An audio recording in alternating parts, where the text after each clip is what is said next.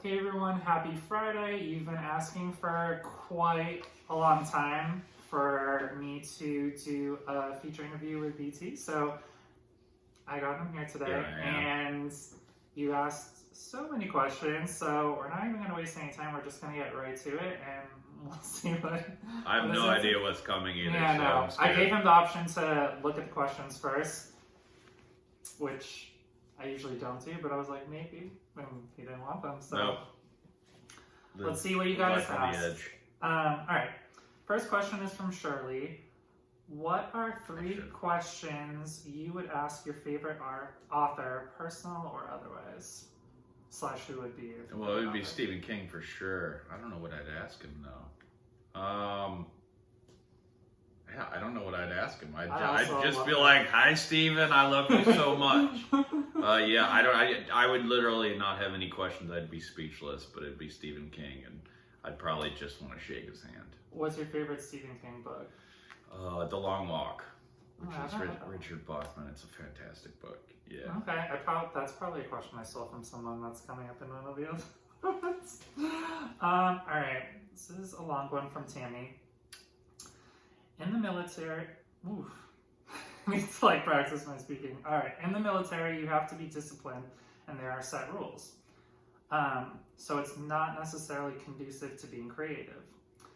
So did you have a creative mind prior to or after your service, and what led to you becoming an author? I dig it. I like that. That's a good question. I would say no, the military is not conducive to creative endeavors, and I actually did not do many. Though I know a lot of guys that wrote, and journaled and stuff like that. I did not. No, I never wrote during the military. I wrote a ton before it, and then I kind of, found my way back to it through a love of reading. So I've always loved reading, always loved writing, and kind of just started writing a little bit, and then the Stokes shoot happened. I was going to school for creative writing, and it all kind of worked out.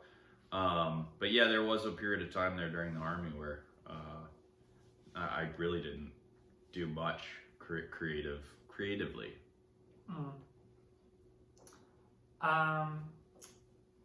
Nicole asks, and yeah, I'll say some pages, but do you listen to audiobooks, and if yes, who are some of your favorite narrators? I personally have never listened to an audiobook before, but I know a lot of people really love them. So I'm curious what people think about them. I don't like fiction audiobooks so much. I'd rather read that. I think imagination-wise, it allows me to kind of get into it more when I'm reading it. But nonfiction, I love audiobooks. I love podcasts. So yeah, I think my favorites, I'm not going to remember his name. Yeah, I won't remember, but I've done history audiobooks. I've done a lot of self-help audio. And I enjoy those, especially during road trips. That's a good idea. Road trips, it passes the time so fast. And you end up going through your playlist. 10-hour drive, you're through your music playlist after about 3 hours, so you need something. And that's a really good idea. I should try that for a long drive because I'm the worst. The woman's over here. It was 21 Lessons for the 21st Century by I don't know how to or something. I don't know how to pronounce his name. That was really interesting. Yeah, that was a very interesting book. 21 Problems for the 21st Century. I'm gonna try that for a long drive to see that. That helps. It helps a lot. Stay awake because I'm the worst staying awake. So Kara asks, knowing your favorite author, who we now know is Stephen King, which of his books would you love to co-write with him with a different ending? The Long Walk, for sure, yeah. Because, the whole premise of The Long Walk is that all these kids, it was like Hunger Games before Hunger Games, all these kids have to walk until only one kid survives. Oh, wow. And if you fall back a certain amount, or you fall down for a certain amount of time, they have people that come up and will kill you after a certain amount of time. You have 3 strikes, and it's just such an amazing book, but it is kind of a sad ending because there's only one guy left, and you don't even know if he's dead or alive at the end. So it's a beautiful book. I wouldn't change a damn thing. I've read it so many times. Is it a movie too? No, it should be. It definitely should be.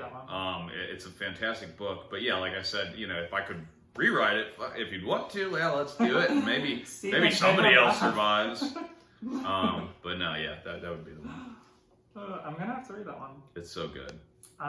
So Rachel asks, if you were going to have your life story made into a book, and the only stipulation is that your fiance couldn't write it, so no, who would you want to be the author? Oh, that's good. Let's say C.D. Bradley. Oh, okay. Yeah, C.D. Yeah. She's awesome. I love her writing. Obviously, we wrote a book together, and I think she gets me. She's got a dark soul too, a little bit. So I'd want to read that book. if I can't say, No, man. I can't say Anne Malcolm, then No. I'll go ahead and say C.D. Bradley. Yeah. I could see it. C.D. Bradley or Andrea Joan. Andrea, she gets me too, so she could probably write my story pretty well. I would be interested in reading that book. All right, the next one is from Stephanie. Completely non-book related at all. Who would be in your fantasy band, and what would their name be? So Who? Like your favorite musicians or singers in one grouping. Oh damn. God, dead or alive? Sure, whatever you want. I'm not even gonna remember. Jason Lancaster. He was the lead singer and guitarist. He was for Mayday Parade, and now it's Go Radio. He would definitely be the lead singer and guitarist. I, of course, would be the bassist. Okay. The drummer. let's go with. I'm not gonna. Travis. Blink 182. Yes, Barker? Travis Barker. Surprised Come I on. didn't know anything Yeah. that about to say. Good job, dude. Travis Barker, and let's do Dan Reynolds from Imagine Dragons, and he's just like he's the hype man, and he does some background vocals. And our band name. What would you call it? Let's go with in 5th grade. I had a band with my best friend in elementary school, and we called ourselves Red Sky. Oh. That was the first ever band name that I had, so let's go with that. All right, I like it. Red Sky, actually. Next one is from CJ. What inspired you to write your first novel? I don't know if she means the co-writing or your first solo, but okay, so we'll do both. Yeah. A Lover's Lament. So obviously, I got reached out to by Kale Grayson. She said she had this military storyline, which was a second chance romance where they reconnect through letters. And she asked me if I would like to write it with her. I said yes. So with that in mind, obviously that was influenced by my own time in service, that whole book. So I just really ran with that, which is what that book needed in terms of what I contributed to it. So yeah, it was just a lot of my own experiences. And for my first solo novel, Into the Nothing, that was actually, I was in a hotel room at a book signing, and it was like the Friday that I got in, and I'm bullshitting in bed, and I watched Green Mile. It was on the TV, and I watched it for probably like the 100th time, and the end where John Coffey dies, I'm like, like getting choked up for 100th time, and at that moment, I was struck with how powerful it is when somebody innocent is going through something like that. It was just such a powerful thing. And so my thing right there was like, oh, I want to write a book where an innocent guy is serving time in prison. So that's kind of where the whole idea started. And it just went from there. I love that book also. Okay, the next one is from Thea. And she asks, I'm curious to know what his life would have been like if he hadn't been injured. Would he have stayed in the Army, or would he have done something else? It's so funny that you asked that. Great question, too. Because when I was in Iraq, going through it, like before Iraq, I was like, yeah, 20 years, 100%. That's what I wanted to do. I love the Army. I love the environment of a military base. It's all just awesome. It's just family. But when going through Iraq and like all that, there was a lot of moments where I'm like, yo, like your term is up in like a year. Do you really want to do this 6, 7, 8 more times? So I don't know. It would have been an interesting thing to come to. I think I probably would have stayed in until at least 30. And then by that point, I would have done like everyone else where you're like, well, fuck, I already did 12 years. I might as well retire in 8 more. Just because my contract would have been up when I was 22, and there's no way I was ready to go to college then, and I would have definitely wanted to just continue on. So yeah, I would have probably done a career in the military. That one I was like, oh, I really wanted to know what you were gonna say for that one. Tara asks, will you ever model with Anne? No, we've done that actually. We did that before when we first got together, and she was a trooper. You know, I think we took some really good shots, but she just doesn't like it. And I think if you don't like it, then why would you do it? So, no. I agree more. Like, if you're not, no matter how good you think someone will be doing really anything in life, not even modeling Anything. aside, like, if you're not into it, do not do it. Like, try it for sure, but if it's not, like, organically working and happening, just don't do it. Yeah, there's really no point. I was bad. I just don't think anyone should. Also, don't force it if it doesn't, And then her second question, which you knew you were going to get this one, but will you ever write a book together? So I'll just say there's stuff, I'm at an interesting point in my career right now because I'm going to school for filmmaking. It is like my utmost passion. And so it's really changing the direction of where I want to go in terms of my career. And so while I'm in school, and I'll be in school for the next couple of years, you know, my focus is going to be on filmmaking. So in terms of co-writing, actually like how you would call co-writing a book, I don't think that's going to happen, but we have some ideas on the back burner. And I think it's going to be really fun, and we're really, really excited about it. That will work cohesively with what I'm doing in school. So that's all I'll say for now, but we are working on some things, and we do have some fun surprises in store. Yeah. I'm going to try to get those answers First off announced, camera. Yeah. I'm going to try to get that scoop off camera. This is from Tracy. I always believed everything happens for a reason and leads you on the road in life that you're currently on. Even with the military and being medically discharged, is there anything you would have wanted to do differently or changed from that? Oh, yeah. I mean, the only thing I can say, because everything else professionally and personally, I think I'm where I need to be, and I took the route I needed to take. If I were to change one fucking thing, it would be go back and tell my 22-year-old self to save some fucking money. Because that's a good one for everyone. When I got out of the hospital and had a bunch of money saved up and shit, and I'm 22 and depressed and, you know, dealing with injury and stuff, man, it's for like years and years. And I would have definitely, that's something that, you know, it is what it is. I don't you know, look back on it often, but if there was one thing I'd go back and say, that would be it. I feel like most people, like everyone in general, growing up, they don't think long term, no. Like 5-10 years in advance, so people don't think about, I should save that money, I should get a savings plan and get a checking and banking account. And I will say, I started a Roth IRA when I was 21 on a friggin' whim. And thank God I at least did that. And I say, any parents out there, if you have a kid, make sure that the younger you start a Roth IRA, the longer it has to sit there. You can look at the numbers online, but for somebody who starts a Roth IRA at 20 years old, stops putting money in at 30, as opposed to somebody who starts at 30 and stops at 50, so it's 10 extra years of giving, you're actually making on that, as a 20-year-old, you're making significantly more money because it sits in there longer. Even growing up from, let's say your first job is in high school or whenever that may be, like take a small part of every check and just like put it away, like $50 or $30, and just don't even look at it and just put it away, and then that's just gonna automatically accrue over time. Sounds super boring, but you'll be real happy when you're in your 30s and you're like, yes, I have this saved away. Well, when you get to a point where you have enough money, have your money make money. Exactly, and just like work smarter. Julie asks, this is a pretty loaded question, / I don't know how I would answer it myself.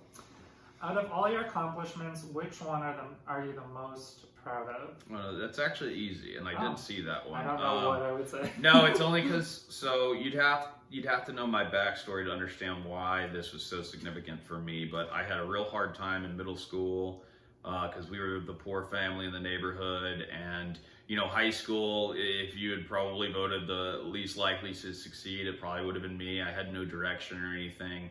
And then about 4 years ago, I got inducted into my school district and my high school Hall of Fame. Oh, wow. And there was a ceremony, and I'm like, those are my awards that for me they mean. And besides the Purple Heart, obviously, but like that's more being in the wrong place at the wrong time, you know.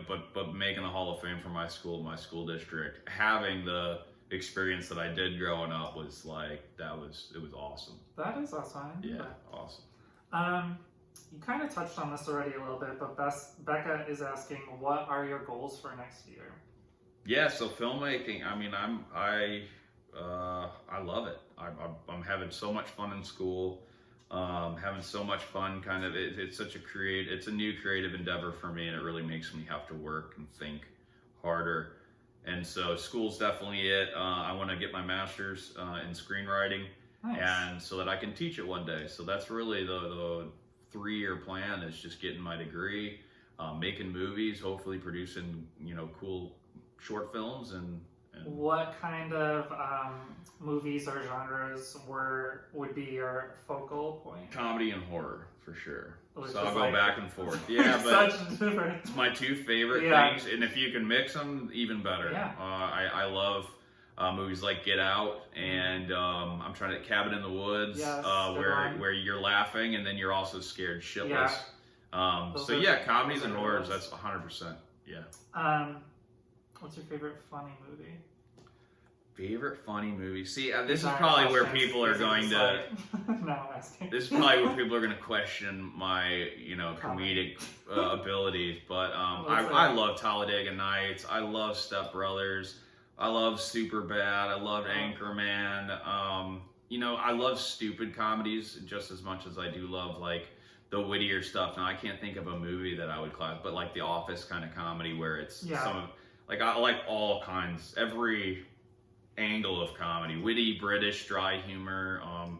It's just, I think it's so beautiful because it's so expansive. I love Superbad. I just rewatched it. But yeah, I mean, you can't go wrong with. Keep I just rewatching it. watched Talladega Nights the other day for the 1,000th time, and I'm I still haven't seen laughing. that. Oh God, it's just he's so stupid and I'm it's so not good. a huge. Oh yeah, Will Ferrell fan. Yeah. That's why I knew it'd be divisive because I know a lot of people either love him or hate him. Kim is asking, what is the last book that floored you? I don't read enough these days. What is the last book that I devoured? You read Pete Cemetery? Pet Cemetery, but that wasn't. It You didn't didn't floor me. floor. That's a really good one. Yeah, that is a tough one. I mean, just to say, like, Or what just comes, in general, what, like- well, yeah, what comes to mind to me, because I read it in one freaking night, and I think it was the latest one was Modern Romance, which is sad because it was a couple of years ago, but that one I absolutely devoured, by Aziz Ansari. So good. What about Heart Shaped Box? You really Heart Shaped Box by Joe Hill, Stephen King's son. So fucking good. Is that a movie? No, Sounds familiar. should be a movie. Yeah, Scary. it's very good. Stephanie, you always ask this shady question, but I'll allow it this time again. What is the best part about working with me and the worst part? So it's our second time asking this. I'm like, stop asking this question. I mean, the best part is obvious talent. I love that your edits are awesome, and you know a good shot when you see it. The worst part, if I have to add it, is because you know a good shot when you see it. You're gonna have me out there posing until you get that shot. So it's not like a worst part. That's every good photographer is. It's Keep going till you get it. yeah. And then even if you think you got it, you keep freaking going. Oh, yeah. So you have to make sure that you get that shot. So that's the worst for any model. A model's like, come on, we got it. I know we got it. Let's go. Let's eat. Yeah, no, I'm like, we got it.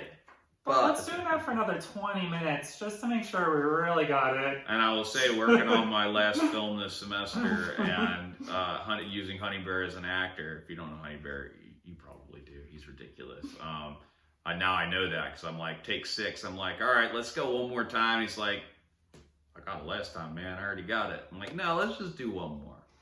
It's better, well, especially because it's better to over get it, like you really got it, than sometimes things are so situational, like we're never going to be in this location at this place maybe ever again, so what's another 20 minutes to make sure you got it? And I will say, I never really regret overshooting something, because I'd rather have the best thing I've ever heard from an author is like, I can't pick what the cover should be from like that shoot. And I'm like, sweet. Yeah. They'll pick eventually. Yeah. But It's better than I can't pick because I don't like it. Yeah, they're so all knock on wood, that's never happened. So I'd rather that than not shoot enough. So we're actually going to split this up into 2 different videos just because I want to make sure we don't rush through anyone's questions. But thank you so much for watching part 1, and stay tuned for part 2, which is going to include a few more questions and then Lightning the round. lightning round. So stay tuned for part 2.